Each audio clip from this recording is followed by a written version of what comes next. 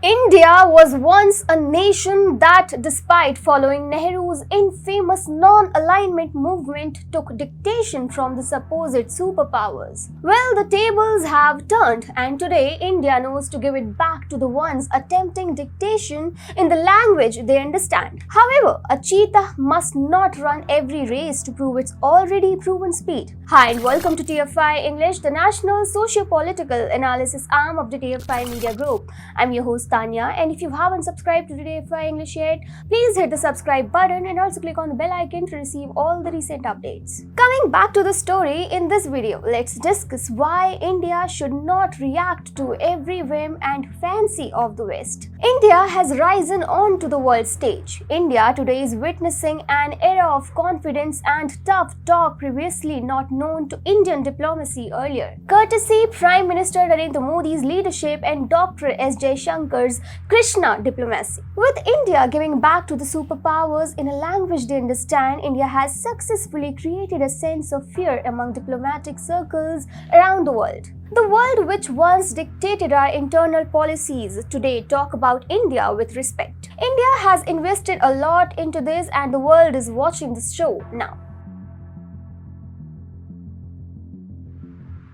As reported by TFI, the United States consulate attempted to browbeat Indian authorities by asking them to not allow Russian ships in Mumbai port. The Consulate General wrote a letter to the Mumbai Port Authority in the aforementioned matter. As per the letter, the Consulate General believed that as US had imposed sanctions on Russia, India too should side with the West. The letter asked the authorities to not allow Russian vessels to dock at the port due to sanctions. The news was publicized as the Narendra Modi government is sabotaging the strengthening India-US relations by prioritizing Russia. At a time when the United States of America has vowed to support India in its offense against China and trade between both the countries were increasing at a rapid pace, the Modi government has done nothing wrong as cheap oil is a necessity for India to contain inflation. All that India is doing is prioritizing its own interest.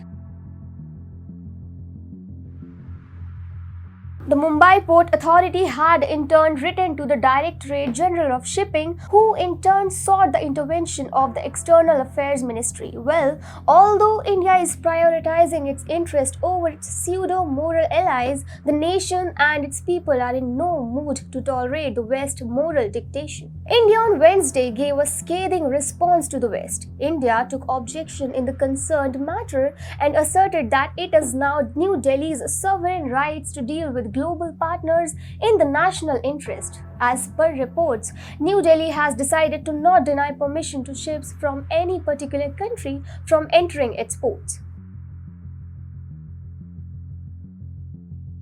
The Biden administration has attempted every possible trick to bring India on its side, sometimes by blaming India for inappropriate treatment of the religious minorities and sometimes by calling out India for funding the Russia-Ukraine war as India was buying Russian oil. On every such unsolicited attempt to hack India's sovereignty, India and especially the External Affairs Ministry have shown the mirror to the West. It was External Affairs Minister Jaishankar's ferocious remarks to the West while standing on their land that gained him praises, and Jaishankar became the darling of the masses. Shutting every mouth that speaks against India or attempts to attack the sovereignty of India has been appraised by Indians, but responding to every whim and fancy of the West is certainly not a good idea. America is not Britain of the 19th century, and India is no more a colony to a supposed superpower. It is not important for New Delhi to respond to queries every time, especially when it comes from an organization such as US Consulate.